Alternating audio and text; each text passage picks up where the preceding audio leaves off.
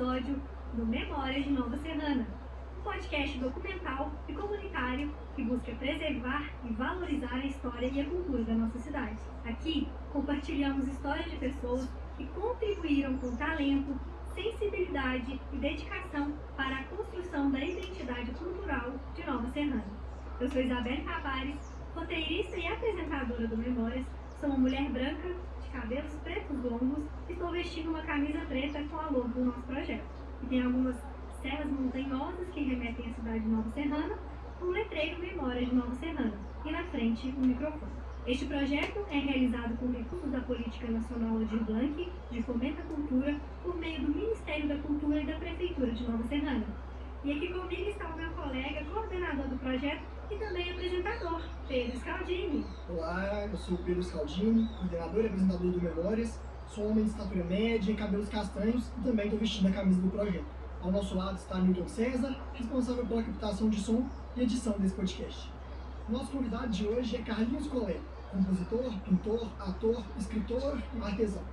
Carlinhos iniciou sua trajetória artística na década de 1980, compondo músicas com as quais participou de diversos festivais, tendo várias delas gravadas.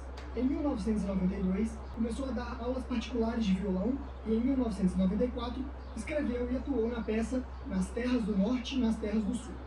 Desde 2007, publica crônicas em jornais e também se dedica à pintura e à comunicação visual.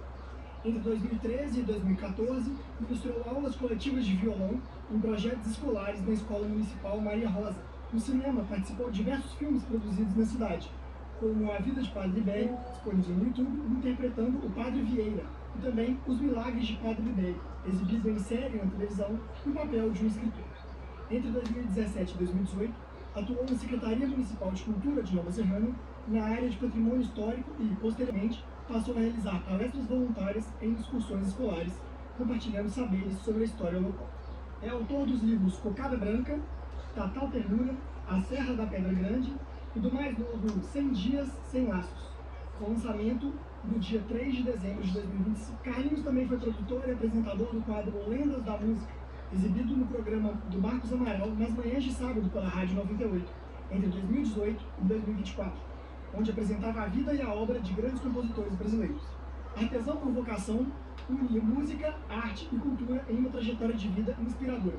Carlinhos Collet, seja muito bem-vindo ao Memórias de Nova Serrana. Olá, eu sou o Carlinhos Collet, homem, 1,70 m de altura, branco, cabelos brancos e estou vestindo uma camisa vermelha. Seja muito bem-vindo, Carlinhos. É um prazer ter você aqui. Muito obrigada por ter aceitado o nosso convite, Carlinhos. Pra gente começar essa manhã aqui, vocês estão escutando os passarinhos? Dá pra escutar o passarinho aí, Newton? Vocês estão escutando os passarinhos? Pra começar a nossa manhã, a gente vai jogar um jogo aqui de palavras. Sim. Eu falo uma palavra e você fala a primeira coisa que vier à cabeça. Podemos começar? Podemos. Nova Serrana. Acolhimento. Música. 1970. Pintura. Os artistas plásticos de Nova Serrana. Escrita. Escrita, expansão da alma. E para finalizar, inspiração. Tudo ao redor. Muito bom. Muito obrigada, Carlinhos. Então, Carlinhos, você construiu praticamente toda a sua trajetória artística em Nova Serrana, certo? Sim. Como era a cidade quando você começou a compor lá na década de 1980? Que lembranças você guarda desse tempo, da música, da arte? Olha, a gente acabava de sair do regime militar, né? Eu vivi 19 anos no regime militar. Havia toda uma ideia de liberdade, não sei se nunca me equivocado, mas que existia. E aí a gente na rua, músicas de protesto, um monte de coisas assim. A minha juventude, eu tive a alegria de viver a minha juventude entre os 15 e 25 na década de 80, que foi maravilhosa. Né? Foi uma explosão de arte no Brasil e no mundo, mas principalmente no Brasil, as grandes bandas de rock nacional, né? O cinema dos anos 80 foi maravilhoso. Eu não sei se é porque eu tinha entre 15 e 25. Então, nessa época, existia uma coisa forte que nós chamávamos de pastoral da juventude. E existiam, então, muitos grupos de jovens, e eu fazia parte de um deles. E a diocese, a pastoral, a nível de diocese, promovia festivais. Então, a gente começou mais para participar compor para participar desses festivais, mas para levar o nome de Nova Serrana para o âmbito da diocese.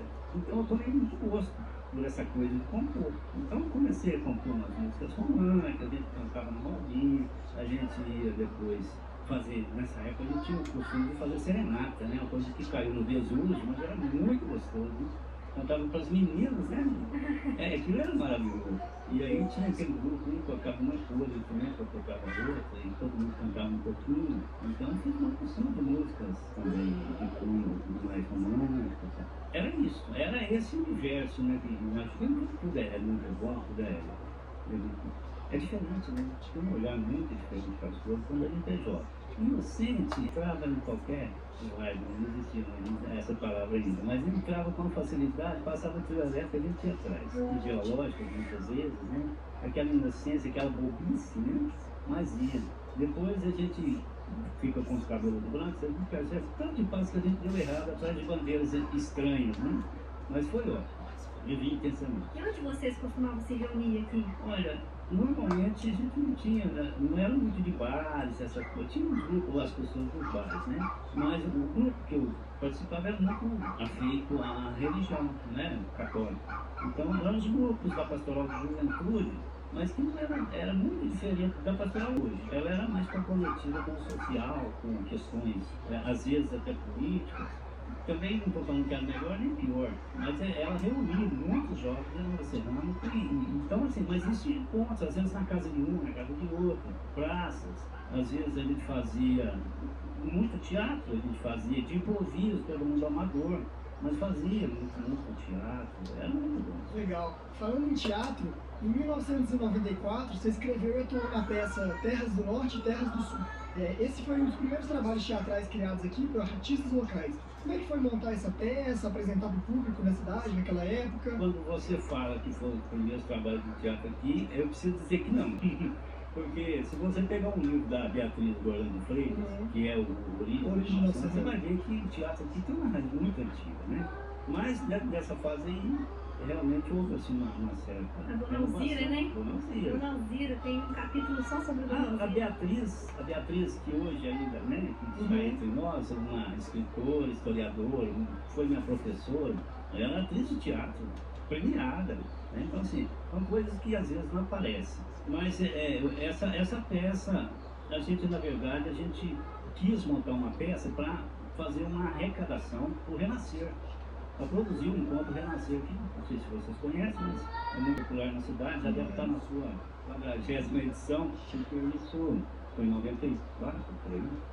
Isso. Então a gente fez com o propósito de arrecadar, né? Mas aí a gente montou uma peça, existia no bairro Planalto um coral religioso que tinha um sanfoneiro. E aqui em Nova Serrana, por essa época, tinha muitos migrantes do norte de Minas, mas tinha muitos que já vinham do Nordeste. Então a gente teve a ideia de montar uma peça mostrando um pouco a realidade da pessoa que chegava de fora e tinha que se instalar no município, arranjar emprego, arranjar lugar para morar e tal. A gente vivia muito com eles essas dificuldades. Então a gente montou uma peça chamada Nas Terras do Norte e nas Terras do Sul.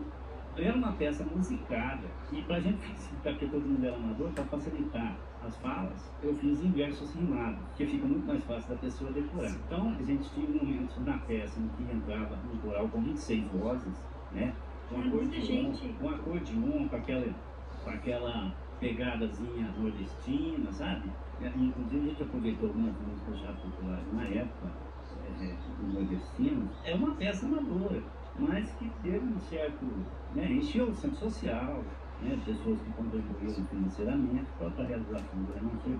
E foi prazeroso para quem participou, envolveu muitas pessoas, porque além do elenco, né, o pessoal que atuou, teve esse coral, teve outras pessoas que trabalharam com o cenário, foi muito interessante. Você consegue citar para a gente alguns nomes que atuaram na peça, alguns nomes envolvidos? O Grilo, que a gente chama de Grilo, que trabalha com concerto, com aparelhos elétricos, Zé Maria, o Ozanon, não sei se vocês conhecem, a Rosemary, que parece que trabalha na cultura até hoje, né, nessa área de reciclagem, de artesanato. Sim, sei quem é. Ela disse que tem o texto da peça agora. Eu ia te perguntar isso, eu quero saber desse texto. Eu não tenho mais, mas ela fala comigo que tem.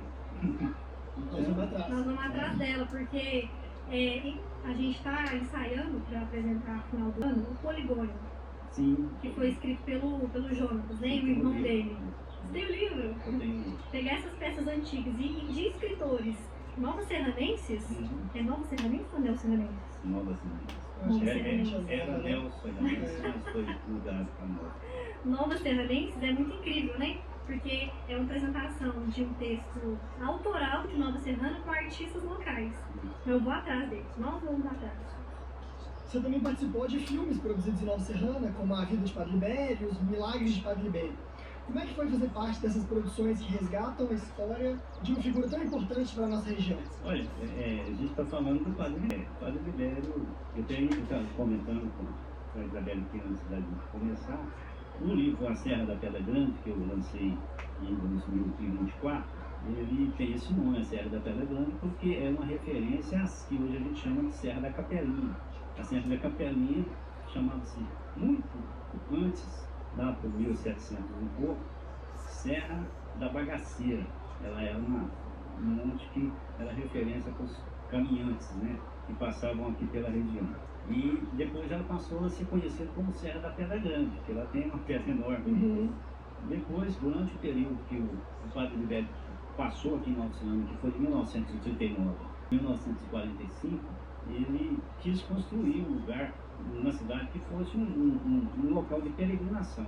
As pessoas iam para um momento lá, mas num lugar mais separado, mais reservado. E aí a ideia dele era construir a capelinha, que foi construída lá, que está lá até hoje, é patrimônio histórico, né, do município.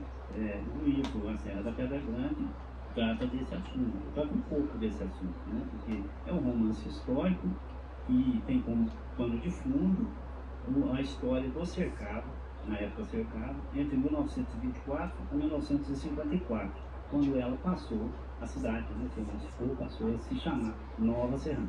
A pergunta que você, como foi produzir, trabalhar no filme, trabalhar no filme, participar das filmagens que se tratava do Padre Libério. Para mim tinha justamente essa coisa mais histórica, né? Porque eu sou religioso também, influi um pouco, mas a questão histórica me toca muito. Eu acho que as pessoas que passaram por nós, que fizeram história em todas as áreas, né? Nós estamos falando aqui de teatro, de literatura, de arte em geral.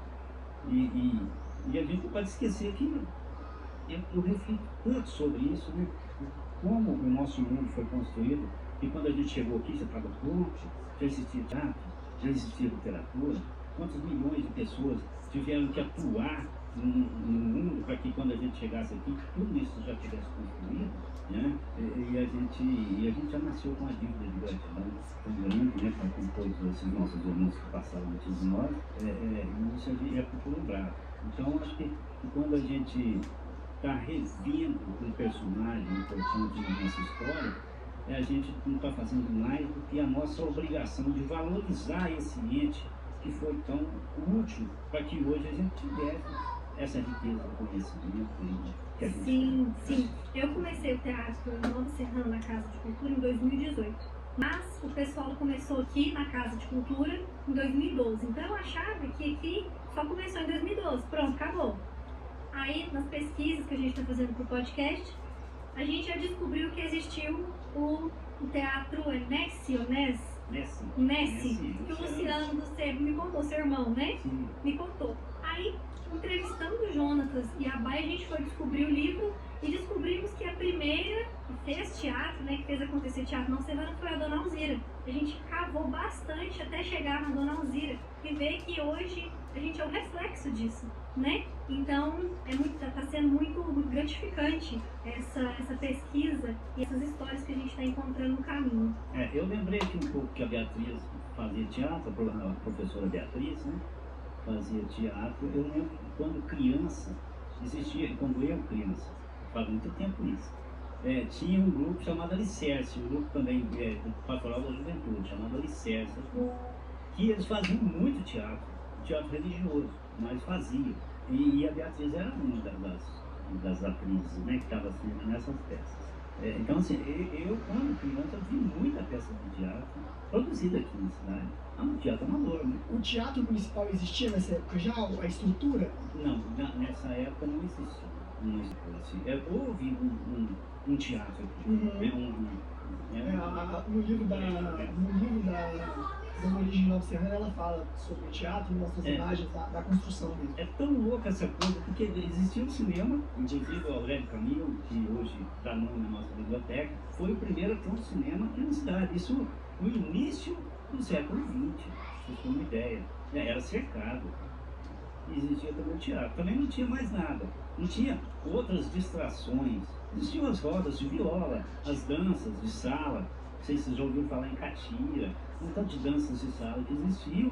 E o teatro. Então as pessoas tinham que criar as coisas para se divertirem. Tinha esse cinema e tinha o teatro. Sim, lá no livro fala que tinha o teatro, né, físico, e que ele foi demolido por volta de 1940. Eu suponho que fosse uma coisa bem modesta, mas era o teatro. Sim, e que depois, por volta dos anos 90, né, o Jonas até comentou em entrevista, que eles montaram um espaço cultural que foi emprestado, eu não me recordo o nome da pessoa que emprestou, até tinha lá junto deles o Jefferson, né, eles tinham espaço. Foi por aqui. Sim. Eu não sei se nessas medições. Na região central aqui. Mas disse que durou pouco tempo, né? Que tinha teatro, artes plásticas e outras artes, mas que durou pouco tempo. Foi o primeiro que teve sede própria, né? Carlinhos, fiquei sabendo que você vai